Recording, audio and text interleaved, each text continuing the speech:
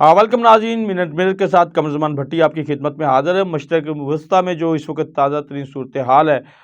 वो झुकी तू इस हवाले से है कि जो ईरान ने हमला किया था उसके बाद इसराइल की तरफ से ये ज़रूर कहा गया था कि वो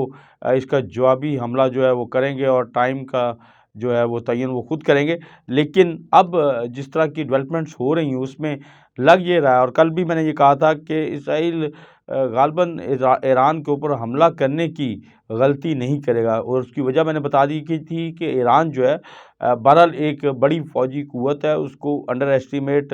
ना तो अमेरिका करता है, ना बरतानिया करता, और इवन ज़ाहिर है इसराइल उनका बगल बच्चा है, उसको भी उन बड़ों ने बता दिया होगा कि ईरान के ऊपर हमले की गलती जो है उसके नतीजे में जो नुकसानात हैं वो कहीं ज़्यादा बढ़ सकते हैं। सो अब मामला बहुत हद तक आप कह लें ठंड पड़ गई हुई है, और किसी किस्म के कोई अब मज़ीद रिएक्शन जो है वो भी इसराइल की तरफ से नहीं आ रहा, और सलामती कौंसिल का जो इजलास था वो भी ज़ाहिर है कि अब कंटिन्यू नहीं हुआ। उस इजलास में करारदाद के बारे में कहा जा रहा था लेकिन करारदाद नहीं आई, और अब गालिब इम्कान यही है कि इसराइल जो है इस मामले के ऊपर जो है वो सिर्फ शोर-शराबा तो करेगा और चीज़ों को आगे पीछे करने की कोशिश करेगा। ईरान के ऊपर सैंक्शन लगाने की बातें जो हैं वो भी चलाई जाएँगी। प्रॉक्सी वॉर के जितने भी मामलात होते हैं वो साथ-साथ चल रहे हैं, और वो उस खित्ते के अंदर भी चल रहे हैं जहाँ पे ये लड़ाई चल रही है, और जिस तरीके से अब फ़लस्तीन के ऊपर ज़ुल्म-ओ-सितम के पहाड़ तोड़े जा रहे हैं फ़लस्तीनी अवाम के ऊपर, और उसको मज़ीद स्ट्रेंथन करने के लिए जो कुछ इसराइल की तरफ से किया जा रहा था उसके आगे बंद बाँधने के लिए जो ईरान ने इक़दाम किया है, अब गालिब इम्कान यही है कि वो बंद किसी हद तक बाँध दिया गया है, और अब शायद ही इसराइल की तरफ से कोई जवाबी हमला हो, और अगर जवाबी हमला हुआ तो फिर उसके नताइज मैंने जैसे पहले बताया कि संगीनतर हो सकते हैं। और उसकी ताज़ा तरीन मिसाल आज मैं दूँगा कि आज कोर कमांडर्स कॉन्फ्रेंस का इजलास हुआ, और इस कोर कमांडर कॉन्फ्रेंस के इजलास में जो आर्मी चीफ ने खिताब किया और बहुत सारे अहम नुकात के ऊपर बात की, उसमें एक अहम नुक्ता जो था वो मशरिक़ वस्ता की ताज़ा तरीन सूरत हाल के ऊपर भी था, और उसमें आर्मी चीफ ने जहाँ बड़ी गहरी तशवीश का इजहार भी किया, वहाँ पे उनका ये भी कहना था कि अगर ये इस जंग को बढ़ावा देने की कोशिश की गई और इस जंग को आगे लेके जाने की कोशिश की गई तो इसके जो असरात हैं वो ज़्यादा संगीनतर हो सकते हैं। ये जंग फिर जो है वो पूरे एक बड़े खित्ते की जंग जो है वो बन सकती है। इसमें बहुत सारे मुल्कों की इन्वॉल्वमेंट जो है वो हो सकती है। इस तरह के खदशात का इज़हार जो है वो आर्मी चीफ ने किया, और उन्होंने इसके ऊपर तशवीश का इज़हार करते हुए इसी बात पे ज़ोर दिया कि जो जितने भी तनाज़ात हैं उनको मुज़ाकरात के ज़रिए हल किया जाए। इस कॉन्फ्रेंस में आर्मी चीफ ने जो है वो जो फ़लस्तीनी अवाम के ऊपर मुज़ालिम ढाए जा रहे हैं उसकी भी मज़म्मत की, और उसके ऊपर उनका ये कहना था कि फ़लस्तीन के अवाम को तहफ़्फ़ुज़ देना अक़वाम आलम की ज़िम्मेदारी है। उनके ऊपर जो ज़ुल्म-ओ-सितम के पहाड़ गिराए जा रहे हैं, उनके ऊपर जो एक जंगी जराइम तर्ज़ के ऊपर जो है जंग मुसल्लत की गई है, उनकी शहरी आबादियों को टारगेट किया जा रहा है, उनके लोगों को शहीद किया जा रहा है, ये सिलसिला जो है ये रोका जाना ज़रूरी है। और ये सारी बातें जो है सेपा-सलार पाकिस्तान ने की हैं, यानी अफ़वाज पाकिस्तान के सरबराह जिसके बारे में बहुत सारी बातें लोग फैलाने की कोशिश करते रहते हैं, उल्टी-सीधी बातें करने की कोशिश करते रहते हैं, लेकिन जिस तरीके से आर्मी चीफ ने इसके ऊपर अपना एक ओपिनियन डेवलप किया और बताया कि इस मामले के ऊपर पाकिस्तान की अफ़वाज जो हैं वो बिल्कुल विजिलेंट हैं और उनको गहरी तशवीश भी है, और अक़वाम आलम को अपना किरदार भी अदा करना होगा। लेकिन उसके साथ-साथ उन्होंने जो सूरत-ए-हाल बन रही है, बिगड़ रही है, उसके ऊपर भी तमाम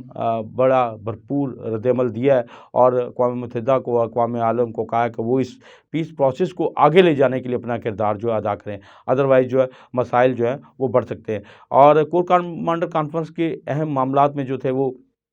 बलूचिस्तान में जो पंजाबी मेहनतकशों को कत्ल किया गया, उसके ऊपर भी गहरी तशवीश का इज़हार किया गया, और उसके सद्देबाब के लिए इक़दामात उठाने पर बात की गई है। इसी तरीके से अफ़गानिस्तान से जो बहुत आप कह लें कि पाकिस्तान के अंदर दहशतगर्दी की आए रोज़ कार्रवाइयाँ होती हैं, और बॉर्डर के ऊपर भी कई ऐसी इश्तियाल अंगेज़ कार्रवाइयाँ होती हैं जिसके नतीजे में फायरिंग्स के तबादले होते हैं, और बहुत ज़्यादा आप कह लें कि नुकसान जो वो होता है। और उसके ऊपर भी आर्मी चीफ ने जो है वो इस अज़्म का इज़हार किया है कि इस तमाम सूरत-ए-हाल को रोकने के लिए पाक अफ़वाज जो है वो पूरे तरीके से पुरअज़म है और किसी किस्म की दहशतगर्दी की इजाज़त ना तो दी जाएगी। और उन्होंने कोर कमांडर्स को, तमाम कमांडर्स को ये हिदायत की कि वो अपने-अपने एरिया में जहाँ-जहाँ भी उनको दहशतगर्दी का कोई भी थोड़ा-सा भी कोई सूरत-ए-हाल नज़र आए, उसको वहीं पे उसका कला-कमा करें। तो ये उन्होंने अफ़गानिस्तान की सूरत-ए-हाल के ऊपर जो है उसके ऊपर भी बात की। और सबसे इम्पोर्टेंट बात, शांगला में जो चीनी हमारे जो माहिरीन थे, इंजीनियर्स थे, उनके जो कत्ल किया गया, उनके साथ जो ज़ुल्म-ओ-सितम किया गया, उसके ऊपर भी आर्मी चीफ़ ने अपने कंसर्न्स का इज़हार किया कि ये जो सी-पैक है, इसका दिफ़ा जो है अफ़वाज पाकिस्तान की रिस्पॉन्सिबिलिटी में शामिल है और इसको हर हवाले से ना सिर्फ प्रोटेक्ट किया जाएगा, बल्कि इस जो माशी राहदारी का ये मनसूबा है, इसके मज़ीद आगे ले जाने के लिए जो कुछ भी हो सकेगा, पाकिस्तान की अफ़वाज और पाकिस्तान की हुकूमत जो है उसमें अपना अमली किरदार अदा करेगी। तो ये कॉन्फ्रेंस जो थी वो इस हवाले से बड़ी अहमियत की हामिल थी। इस कॉन्फ्रेंस में अगर से सोशल मीडिया के ऊपर बहुत सारी जो कैंपेन्स चलाई जाती हैं, उसके ऊपर भी उन्होंने ख़यालात का इज़हार किया कि इन कैंपेन्स का ख़ात्मा जो है वो किस कदर ज़रूरी है, क्योंकि ये कैंपेन्स बुनियादी तौर पे अफ़वाज पाकिस्तान से ज़्यादा रियासत पाकिस्तान के ख़िलाफ़ जो है वो होती हैं और उसके नतीजे में एक पूरी रियासत के ढांचे को जो वो तहवाला किया जाता है और इसमें जो भी लोग इन्वॉल्व हैं उनको जो है ज़रूर जो है वो पकड़ा जाएगा, गिरफ्त में लाया जाएगा। तो ये मामलात जो थे कोर कमांडर कॉन्फ्रेंस के थे और जो अहम तरीन दौरा है जो इस वक़्त सऊदी वज़ीर ख़ारजा का है, वो दौरा भी कामयाबी से जारी है। आज उन्होंने वज़ीर-ए-आज़म से भी मुलाकात की और सदर मुमलिकत आसिफ़ अली ज़रदारी से भी मुलाकात की है और इस मुलाकात में जो एलामिया जारी हुए उसमें इस बात का इज़हार किया गया है कि पाकिस्तान और सऊदी अरब जो है बहुत सारे तरक्याती मंसूबों में, जिसमें ज़राअत का शोबा है, साइंस और टेक्नोलॉजी के शोबे हैं, इवन पाकिस्तान के अंदर ऑयल रिफ़ाइनरी के मामलात हैं या सोने के पहाड़ों की जो बातें हो रही थी कि उसके ऊपर जो है सऊदी इन्वेस्टमेंट जो है वो किस किस्म की होगी। तो तकरीबन 7 अरब के डॉलर के मामलात हैं इन्वेस्टमेंट के ऊपर। ये ऑलरेडी पहले से पिछले दौरे में जब वज़ीर ख़ज़ाना गए थे, इवन वज़ीर-ए-आज़म गए थे सऊदी अरब में, उसमें तय हो गए थे और उसी के फ़ॉलो-अप में ये दौरा है। ईरान इसराइल की कशीदगी बढ़ी थी, उसमें ये दौरा और ज़्यादा अहमियत का हामिल हो गया क्योंकि अमेरिका जो इस सऊदी अरब है उसको कई हवालों से मुख्तलिफ, अगर हम दहाइयों की बात करें तो सऊदी अरब अमेरिका के साथ बहुत सारे इश्यूज़ के ऊपर एंगेज रहा है और वाया बरमूडा अगर बात की जाए तो पाकिस्तान के भी अगर कहीं अमेरिका के साथ मामलात ख़राब भी होते हैं या उसमें कोई थोड़ा बहुत प्रॉब्लम आता है तो उसमें भी सऊदी अरब को बीच में एक बड़ा वाइटल रोल होता है और फिर वो दोबारा एंगेजमेंट जो वो हो जाती है। तो अभी भी जो इस वक्त पाकिस्तान की बदतरीन माशी सूरत हाल है उसको संभाला देने के लिए जहाँ IMF को जो है वो एंगेज किया गया, IMF के साथ मामलात जो है वो आगे बढ़ रहे हैं, उसके साथ कई प्रोजेक्ट लॉन्च हो रहे हैं। वर्ल्ड बैंक जो है वो पाकिस्तान में कई अरब डॉलर के प्रोजेक्ट जो वो लॉन्च कर रहा है, उसके साथ साथ सऊदी अरब की ये जो एंगेजमेंट है, इसके बाद ये कहा जा सकता है कि इस खित्ते के अंदर जो अमरीकी मफादात हैं,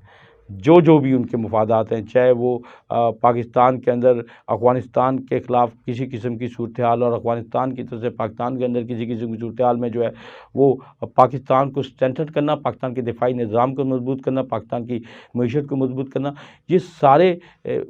तकाज़ा करते हैं अमेरिका की, आप कह लें कि ज़रूरत है कि वो एक मजबूत पाकिस्तान जो है, जहाँ वो कहीं हल्की-फुल्की शरारतें भी होती हैं इंडिया की तरफ से पाकिस्तान के ऊपर जो है कभी-कभी आप देखते हैं कि बॉर्डर के ऊपर जो है फायरिंग्स के तबादले होते हैं, बहुत सारे इश्यूज़ जो हैं वो होते हैं, इवन ट्रेड बंद हो जाती है। तो वो एक शरारतें जो होती हैं उसका भी मसला जो होता है बुनियादी तौर पे मामलात जो हैं वो यही होते हैं कि किसी न किसी तरीके से